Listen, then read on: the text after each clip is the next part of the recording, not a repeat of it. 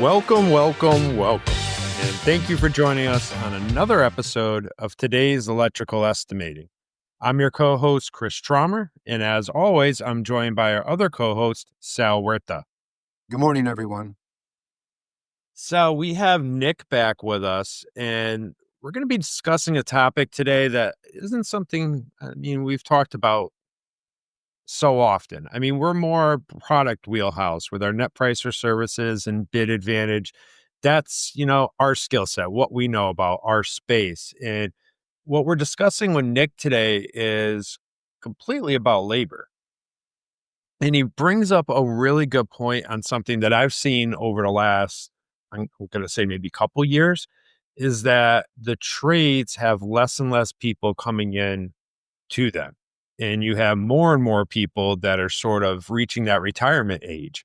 So it's making it difficult on bids that he's doing because they're having to actually equate or count on, uh, overtime on some of these in the bid because they just don't have enough people to cover the job on a standard work week. So, as he's going to go and say, it's bringing their bids in a lot higher than what they want, but they have to do it because if not, they're going to set themselves up to fail. But it doesn't seem like he's the only one that's having to deal with this or go through it as well. Yeah, this is an unfortunate situation for all trades. It doesn't matter. We're talking specifically about electrical, but all trades have had this issue for quite some time now, to where there's just not enough younger people coming into the trades. The average electrician is well into their 40s, is in the United States. And like you mentioned earlier, there's a large group that are 50 and 60-year-olds that are still actually working in the field because there are just not enough people coming behind them in these jobs that you were talking about earlier to actually be able to finish the jobs. So, and even with overtime, this older group of electricians are having to do more and more every day. Yeah, and I think Nick really talks to that point and gives a unique perspective and, a real world experience of having to deal with that. So, let's just jump right into it. Nick does a great job of explaining all this. So let's just give him the floor and let him, bring it to everybody. So if this is your first time joining us, thank you. Please, subscribe. We put out episodes almost every single Friday. Sal, as always, great seeing you. Great speaking with you. Good speaking with you as well. All right, everybody. Take care.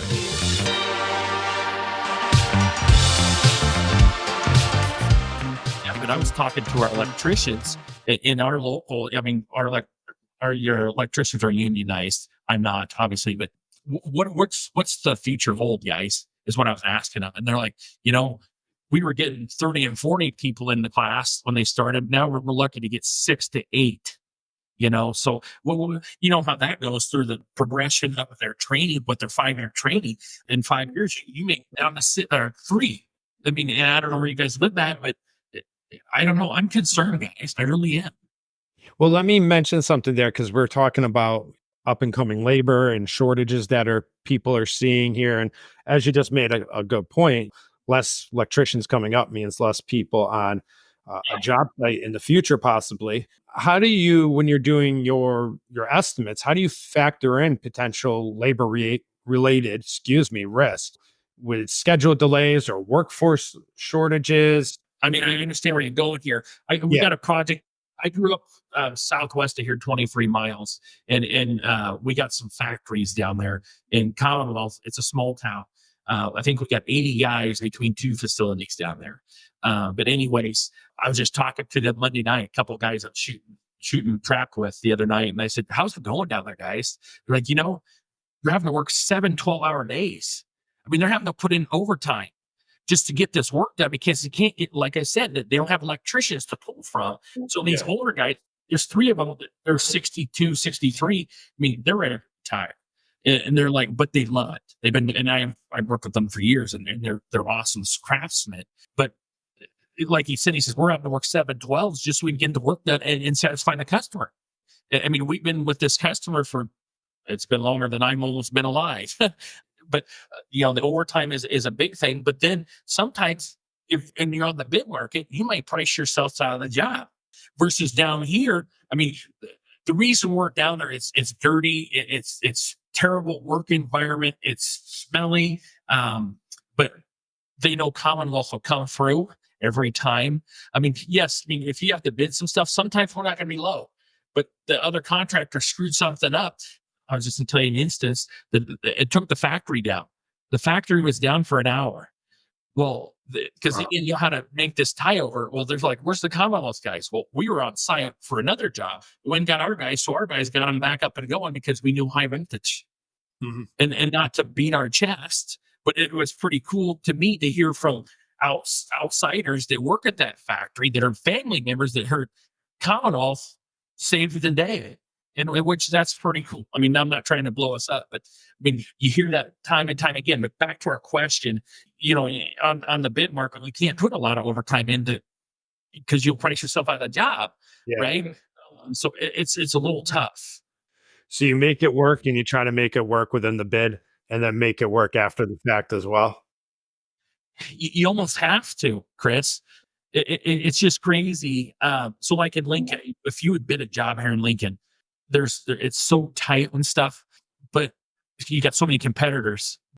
We do more that we tackle the more tough, larger jobs.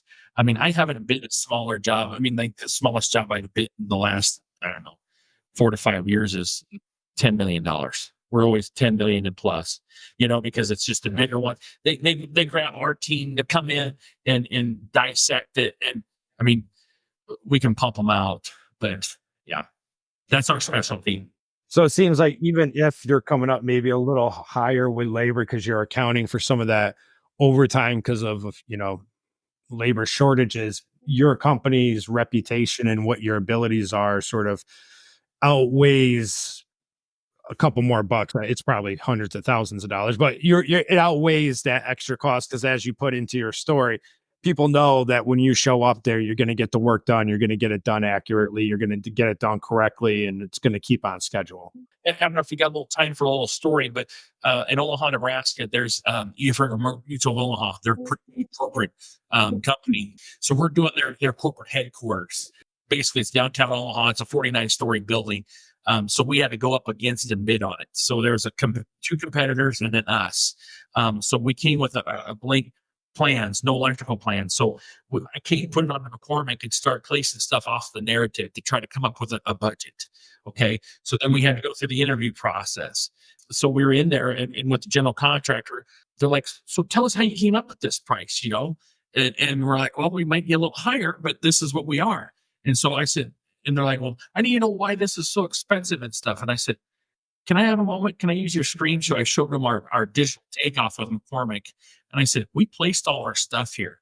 This is how we came up with it. You have this many quantities. I mean, we have 49 stories. I mean, it's just crazy. I mean, it's like there's 32,000 light fixtures, right? You guys, oh, there can't be. Well, here, I'm going to show you. This is how it is, right?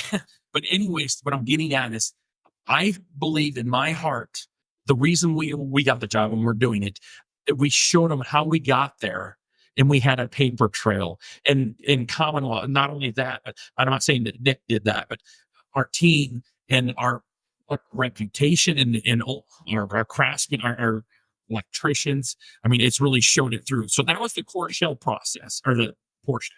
So we got that. Now the tenant infill's bidding and we bid it too. And again, a part of it is we've been on site for 8 months already with the core shell. And I believe we're going to get handed the contract for the TI because of what we've done, what our electricians, what our team, what our project managers, our estimators have done up to this point, I guess is what I'm trying to say. And not to try to pump us up, but I'm a firm believer that's why we got that job.